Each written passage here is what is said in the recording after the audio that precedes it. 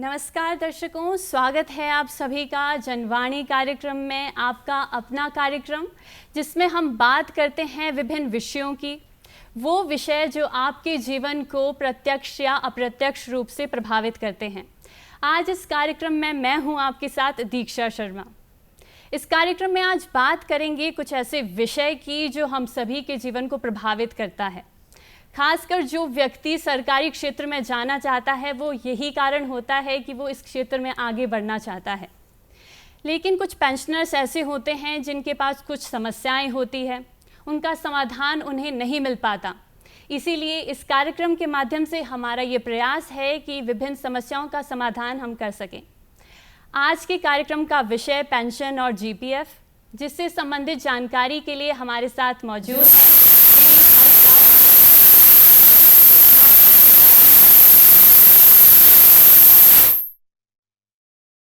जो वरिष्ठ लेखा अधिकारी हैं।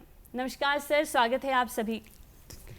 तो सर, जैसे आज हमने अपने विषय के बारे में जनता को बताया कि पेंशन और जीपीएफ की हम बात करने वाले हैं, तो सर सबसे पहले ये हम जानने का प्रयास सर हंसराज जी आपसे करना चाहेंगे कि ये पेंशन टर्म आखिर है क्या? पेंशन एक्चुअली एक सोशल सिक्योरिटी है जी। जो भी सरकारी कर्मचारी है और जो जैसे हिमाचल प्रदेश सरकार की मैं बात करूं, जो 15/5/2003 से पहले हैं आए हुए, सेवा में आए हुए हैं, रेगुलर हुए उससे पहले, उनके ऊपर सीसीएस पेंशन रूल 1972 लागू होते हैं। अब जब नई पेंशन स्कीम आई उसके बाद फिर ओपीएस आ गई हुई है, तो जिन्होंने ओपीएस ऑप्ट की होगी तो वो भी पेंशन के हकदार हैं। पर पेंशन किसको मिलेगी जी? उसके लिए कम से कम सेवा काल चाहिए होता है जी। तो जिनका रेगुलर सेवा काल जो है वो 10 वर्ष है, वो पेंशन के हकदार हो जाते हैं जी। और इसमें जो मेन होगा, जो जैसे कोई सरकारी कर्मचारी आएगा, कैसे कुछ कॉन्ट्रैक्ट पे आते हैं या कोई एडहॉक आते हैं, लेकिन रेगुलर एम्प्लॉय जो हैं, मैं क्लियर कट बोल दूं कि जो रेगुलर एम्प्लॉय है वो 10 साल की सेवा के बाद पेंशन के लिए हकदार हो जाते हैं जी। जी। तो सर इसे कैलकुलेट करने का कोई फार्मूला होता है, क्योंकि जो भी कर्मचारी है उनकी अलग अलग पेंशन का एक तरीका होता है, तो आपसे जानना चाहेंगे सर कि ये कैलकुलेट किस प्रकार की जाती है सर? जी, जो पेंशन है वो बेसिक पेंशन का 50% डायरेक्ट में पेंशन लगती है जी।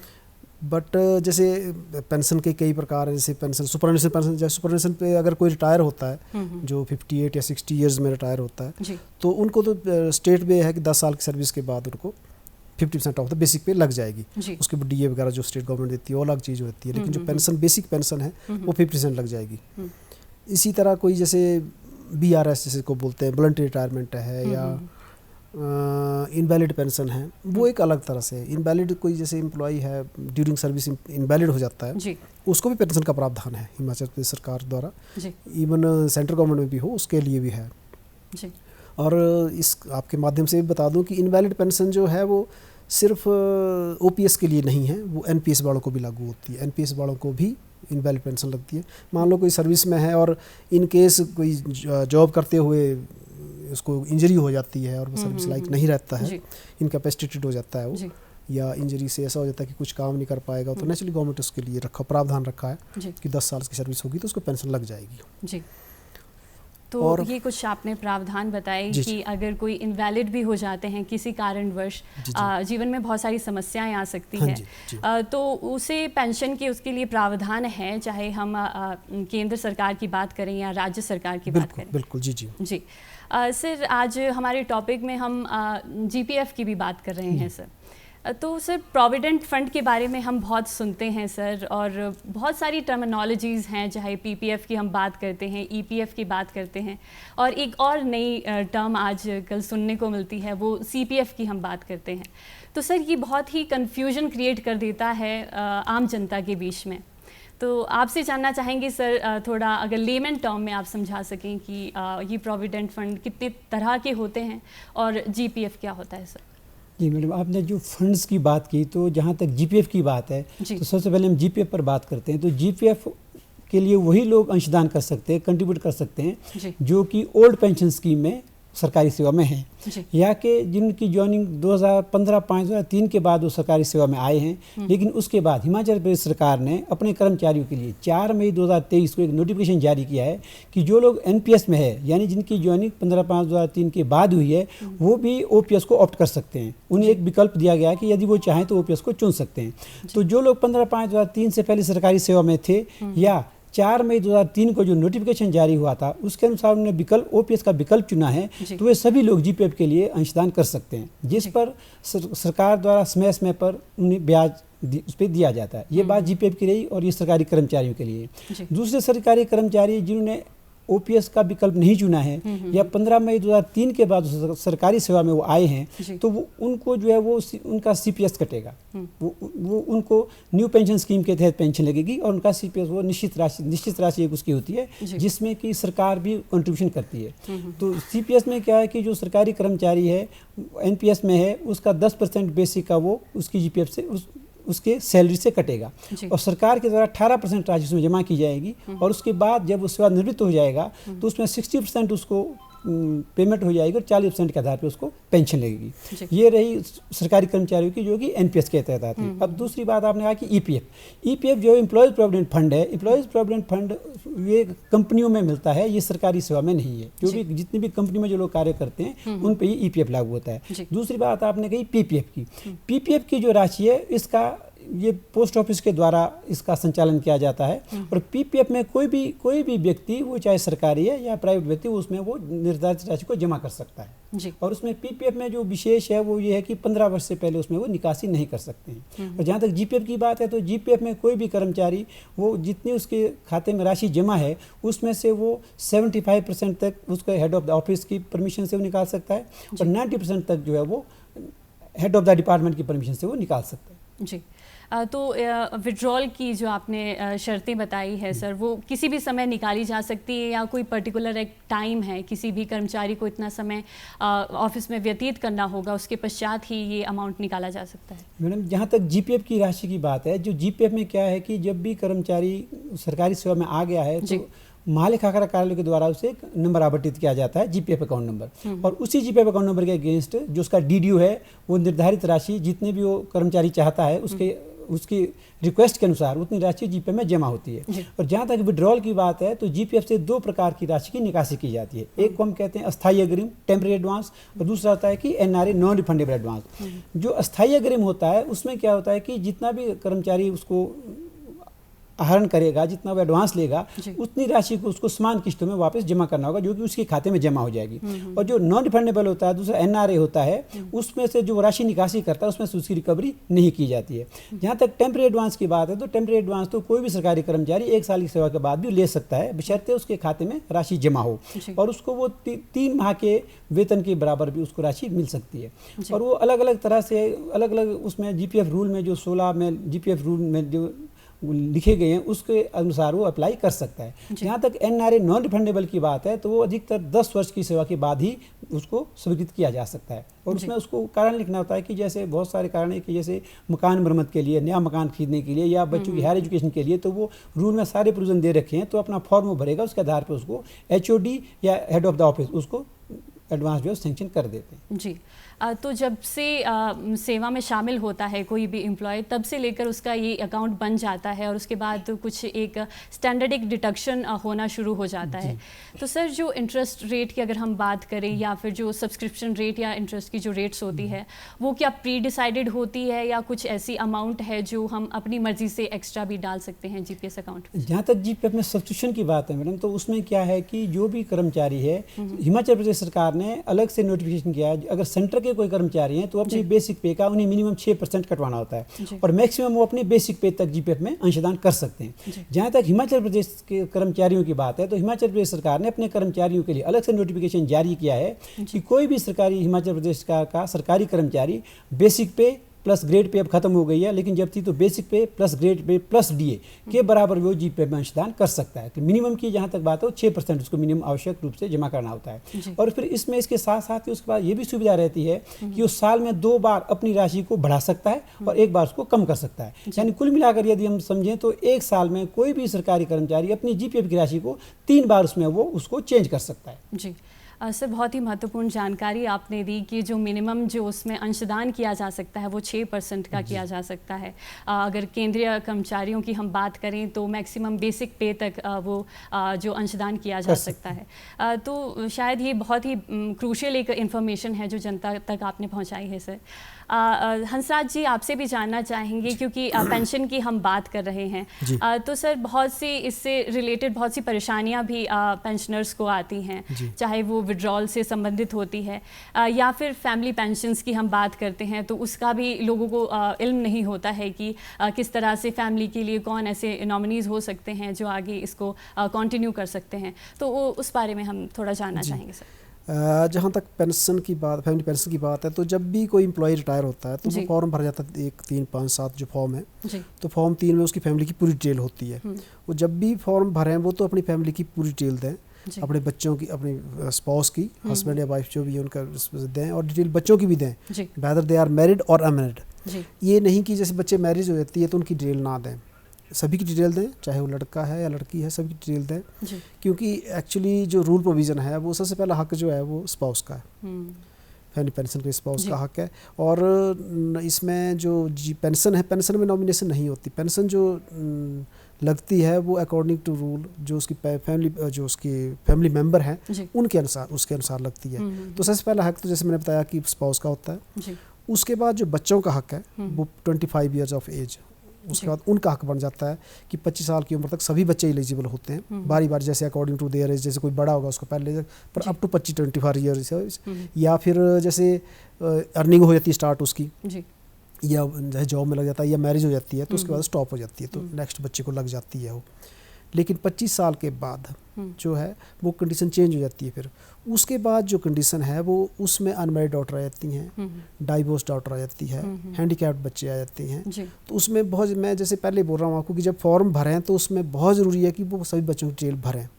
Even while in service death भी हो जाती है तो जो उसके स्पाउस फॉर्म भरें तो भी बच्चों की डिटेल पूरी दें। उससे क्या होगा कि जब भी कोई इवेंट ऐसा आ जाएगा तो उसको फैमिली पेंशन लगाने में, बच्चों को लगाने में दिक्कत नहीं होती, क्योंकि जब आफ्टर 25 ईयर जो सेकंड कैटेगरी आ जाती है तो उसमें सबसे पहला हक जो बनता है वो हैंडीकैप्ड बच्चे का होता है, अकॉर्डिंग टू रूल। मतलब जो रूल्स, इस पेंशन रूल 72 जो है उसमें क्लियर कट लिखा हुआ कि पहले जो है वो हैंडीकैप्ड बच्चे का हक होगा, देन विडो या डाइवोर्स डॉटर जो भी बड़े होंगे उनका हक होता है।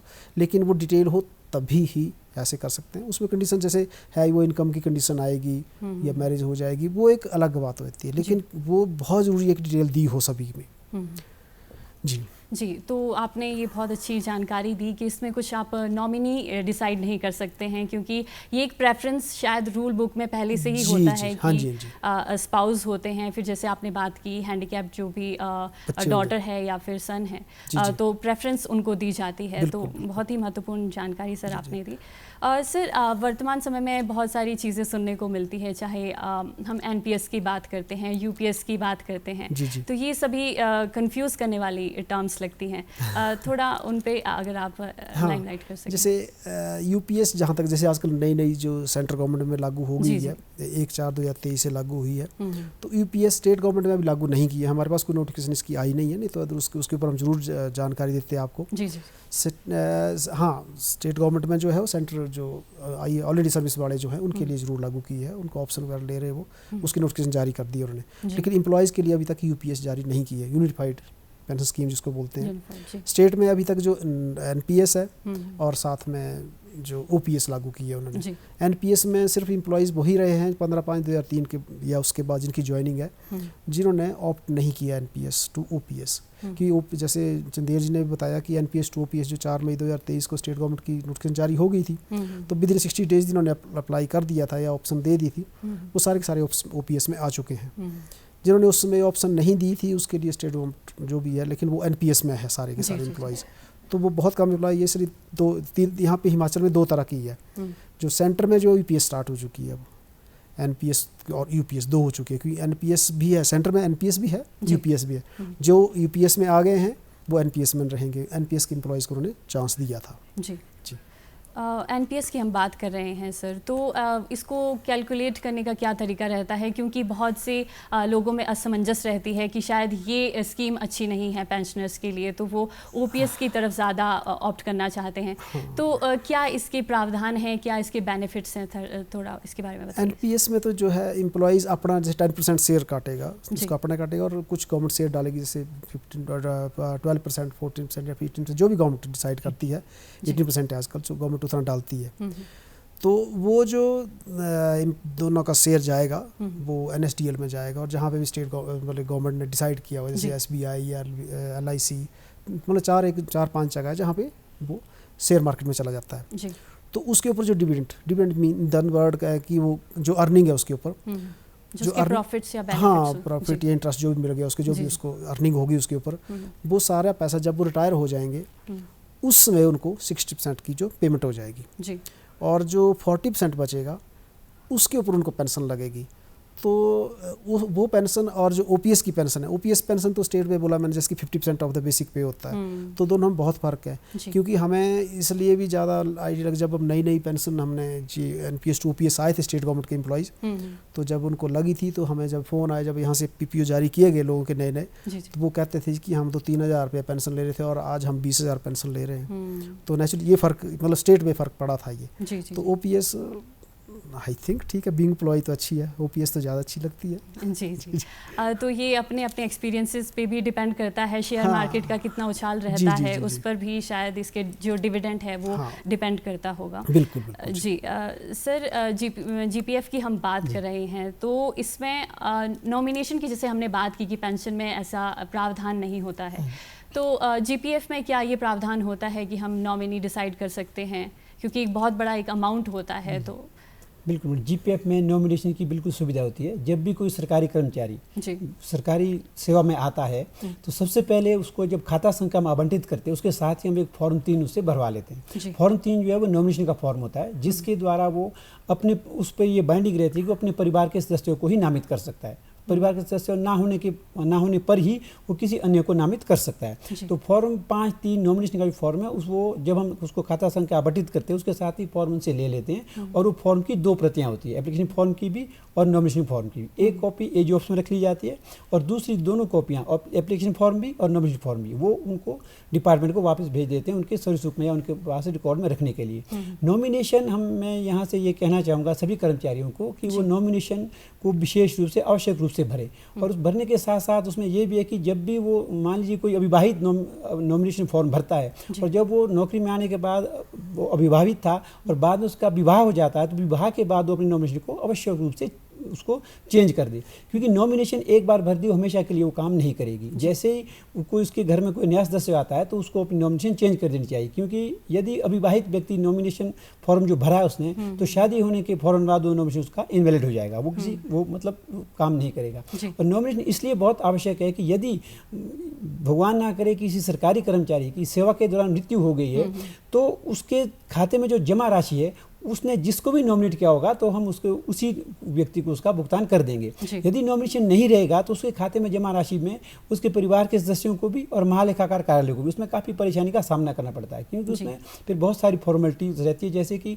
लीगल ईयर इसमें जीपीएफ में नहीं चलता है। जीपीएफ के अगर जो व्यक्ति जिसकी मृत्यु हो गई है उसके खाते में जो जमा राशि है यदि उसका हमें भुगतान उसके परिवार के सदस्य को करना है तो हम लीगल ईयर के स्थान पर list of the family member जो कि पंचायत सेक्रेटरी द्वारा इशू की जाती है उसके आधार पर हम उसको उस भुगतान उसका करते हैं। तो इसलिए नॉमिनेशन बहुत ही आवश्यक है, और समय समय पर जब भी किसी कर्मचारी को लगता है कि वो किसी और का नाम उसमें जोड़ना चाहता है या किसी का नाम हटाना चाहता है तो उसको अपना नॉमिनेशन रिवाइज करके भेज देना चाहिए। और रिवाइज करने के लिए भी कोई बहुत ज़्यादा फॉर्मेलिटी नहीं है, वो रिवाइज वही 5-3 फॉर्म की 2 प्रतियां भरेगा वो और अपने डीडीओ के माध्यम से महालेखाकार कार्यालय को प्रेषित करेगा, और महालेखाकार कार्यालय पहले की जो प्रति है उसको वापस कर देगा कैंसिल करके, और जो नया उसने नॉमिनेशन भरा है उसको अपने रिकॉर्ड में हम रख लेंगे और दूसरी प्रति डीडीओ को वापस भेज देंगे। जी, तो एक तरह से हम देख सकते हैं कि फ्लेक्सिबिलिटी प्रोवाइड की गई है कि अगर कोई भी नॉमिनेशन है वो ऐड और डिडक्ट करना है और वो इजीली किया जा सकता है। सर आपने फॉर्म्स की बात की, डिफरेंट फॉर्म्स आपने बात की सर,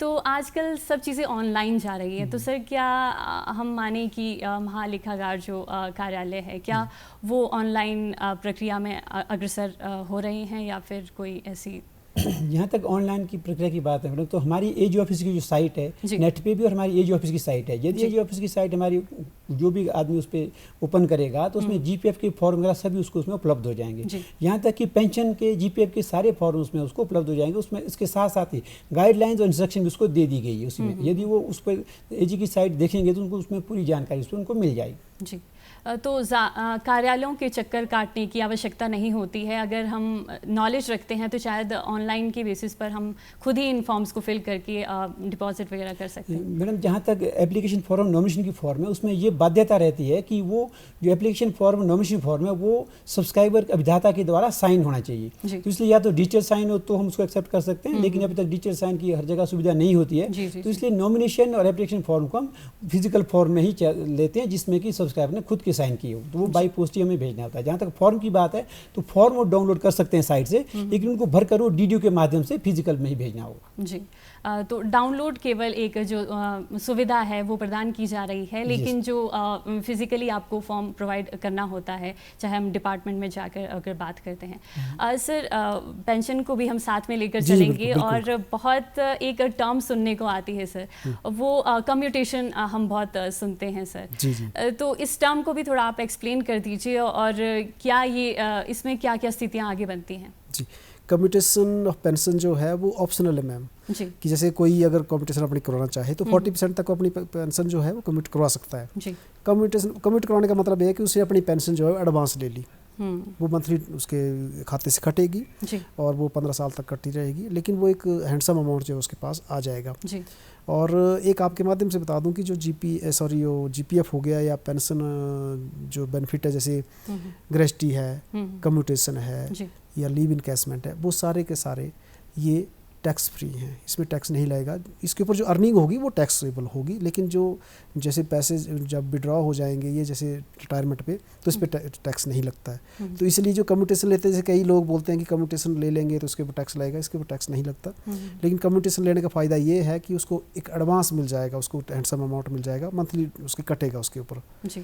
और जैसे फॉर्म की बात कर रहे थे ये, तो फॉर्म हमारे साइट पे जैसे हैं, पेंशन के भी हैं, जीपीएफ के भी हैं, और हमारी साइट जो है लगभग सभी को पता है जी, AGAE हिमाचल प्रदेश @cg.gov.in। इसके ऊपर अपनी कंप्लेंट भी कर सकते हैं, वहाँ से फॉर्म डाउनलोड कर सकते हैं और फॉर्म भर के दे सकते हैं। और जैसे डिजिटल आजकल ज़माना आप कह रहे, तो हम जैसे इन्होंने बताना रहेंगे कि ऑनलाइन इन्होंने जीपीएफ की अथॉरिटी जो है फंड पेमेंट की पर्टिकुलर रिटायर्ड एम्प्लॉयज़ को ऑनलाइन भेजना शुरू कर दी है जी। तो उसको बहुत जल्दी हम ऑनलाइन ही एक्सेप्ट करना शुरू कर देंगे, और ऐसे ही पेंशन का भी प्रोसेस चला है, तो होप कि हम बहुत जल्दी हम इसके ऊपर भी अब ऑनलाइन स्टार्ट कर देंगे जी। तो डिजिटल इंडिया का जो संकल्प पूरे भारत में हम लेकर चल रहे हैं, उसमें हर एक डिपार्टमेंट को उसमें इंक्लूड किया गया है, कोशिश कर रहे हैं हम जी। जी बिल्कुल। तो सर, जीपीएफ में हम बात करते हैं सर, एक रिटेंशन की एक पॉलिसी आती है सर, तो उसको थोड़ा एक्सप्लेन कर दीजिए कि ये क्या टेक्निक होती है और क्या क्या इसमें कितनी अमाउंट रिटेन की जा सकती है सर। मैडम, रिटेन की बात आपने की, रिटेन पॉलिसी क्या है कि हिमाचल प्रदेश सरकार ने 28/8/2007 को एक नोटिफिकेशन जारी किया, जिसके मुताबिक उसमें ये स्पष्ट कर दिया कि यदि कोई सरकारी कर्मचारी सेवानिवृत्त हो चुका है और उसके खाते में अपने खाते में उसके जो जीपीएफ में जमा राशि है, यदि उसको भुगतान नहीं लेना चाहता है, उसको उसमें रिटेन करना चाहता है, तो उसके लिए उसमें सुविधा उसमें प्रदान की गई है। वो जब कोई सरकारी कर्मचारी सेवानिवृत्त हो जाता है तो जीपीएफ नियम के अनुसार उसे 6 महीने के बाद उसे ब्याज नहीं दिया जाता है, उसे अपना या तो भुगतान लेना होता है, या फिर यदि वो रिटेन करना चाहता है, जो सुविधा से हिमाचल प्रदेश सरकार ने प्रदान की अपने कर्मचारियों को, तो अपने डीडीओ को एक सिंपल एप्लीकेशन वो देगा कि मेरा ये अकाउंट नंबर है और ये मेरा नाम है, मैं अपने जीपीएफ में जमा राशि का भुगतान नहीं लेना चाहता, मैं इसे रिटेन करना चाहता हूँ। उसके आधार पर डीडीओ एक ऑफिस ऑर्डर निकालेगा जिसमें उसको परमिशन देगा कि इस कर्मचारी को जीपीएफ रिटेन करने के लिए परमिशन दी जाती है। फिर वो केस हमारे कार्यालय एजी ऑफिस को आएगा और एजी ऑफिस उसमें पूरी गणना करने के बाद उसकी प्रति डीडीओ को और सब्सक्राइबर को भेजेगा, जिसमें ये स्पष्ट रूप से लिखा गया होगा कि अमुक अभिदाता की जिसका खाता संख्या इतना है, इतनी राशि हिमाचल प्रदेश सरकार के पास रिटेन कर दी गई है, अनिश्चित काल के लिए रिटेन कर दी गई है, और उसमें समय समय पर जो भी ब्याज होता है वो उसको दिया जाता है।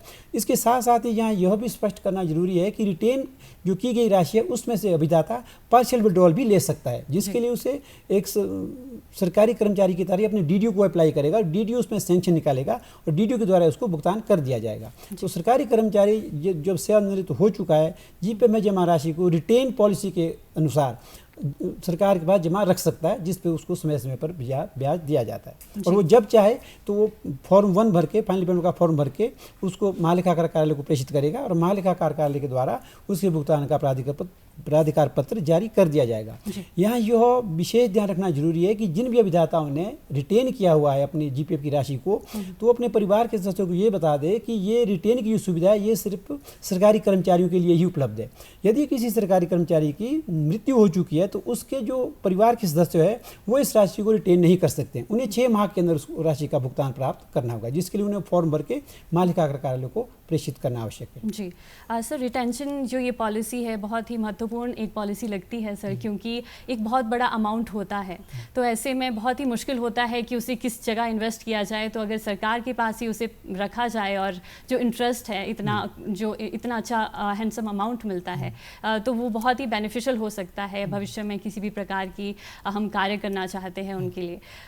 लेकिन सर जो ये आपने बताया कि रिटेन की गई अमाउंट है, लेकिन सर आकस्मिक जो भी कोई भी स्थिति इंसान पे पड़ सकती है, तो कितना अमाउंट उसका निकाला जा सकता है जिसमें कोई पेनल्टी वगैरह का कोई प्रावधान ना हो? जब सरकारी कर्मचारी खुद जीवित है, उसने अपनी राशि को रिटेन किया हुआ है, तो वो 90% तक वो उसमें से विड्रॉल ले सकता है। वो उसकी इच्छा अनुसार उसको जितनी भी आवश्यकता है उतना वो मैक्सिमम 90% तक, 90% के लिए उसको अपने एचओडी को अप्लाई करना होगा, तो उसको उसके खाते में जमा राशि का 90% तक वो भुगतान ले सकता है। और रिटेन में सबसे बड़ी जो सुविधा है कर्मचारियों के लिए जो सेवानिवृत्त हो चुके हैं उनके लिए ये है कि यदि वो अपनी राशि को विड्रॉल लेके कहीं और इन्वेस्ट करते हैं तो वहाँ से जो अर्निंग होगी उसके वो उनको वो टैक्सेबल होती है। लेकिन रिटेन में जो उन्हें जमा किया हुआ जीपीएफ में उस पर जो ब्याज मिलता है उस ब्याज पे उन पे टैक्स इनकम टैक्स उन्हें पे नहीं करना होता है। जी, तो ये बहुत ही महत्वपूर्ण एक जानकारी आपने प्रदान की सर। सर पेंशन को भी अगर थोड़ा हम कंक्लूड करना चाहें, क्योंकि कुछ ऐसे संदेश आप जनता को देना चाहें, क्योंकि बहुत सारे पेंशनर्स की बहुत सारी समस्याएं रहती हैं, तो कुछ ऐसा टिटबिट्स आप बताना चाहेंगी कि इस साइट्स पे जाकर आप अपनी जो भी आपकी समस्या है उसका समाधान कर सकते हैं, वहाँ पर अपनी कंप्लेंट्स फाइल कर सकते हैं? जी जी जी, जैसे हमारे पास कोई केस आया है, जैसे फ्रेश केसेस तो हम बहुत टाइम पे कर रहे हैं, तो और लेकिन रिवीजन केसेस अगर लेट हुए हैं तो आप साइट पे, अगर किसी का केस मान लो कि नहीं हुआ है तो जैसे मैंने साइट बताई आपको, हमारे सरकारी साइट पे अगर कुछ लिखेंगे तो उसका जवाब जरूर मिलेगा। और जैसे आजकल जो पेंशनर हैं उनको अपना लाइफ सर्टिफिकेट देना है, तो ध्यान रखें कि समय पे अपन लाइफ सर्टिफिकेट दे दें विदिन 2 मंथ्स। ये बहुत ही ज़रूरी आपने बात बताई कि लाइफ सर्टिफिकेट देना बहुत ही आवश्यक है। और जो आपने साइट साझा की, जो भी अभी आपने हमारे दर्शकों के साथ साझा की, तो उसमें आप अपनी कंप्लेंट्स या जो भी आपके ग्रीवांसेस है उसका रिड्रेसल समय पर हो जाता है। सर आप दोनों का बहुत बहुत धन्यवाद, आप हमारे शो में आए, इतनी महत्वपूर्ण जानकारी हमारे साथ साझा। दर्शकों, आज जनवाणी कार्यक्रम में मेरे साथ बस इतना ही। आप देखते रहिए डीडी हिमाचल। हमें दीजिए आज्ञा। नमस्कार।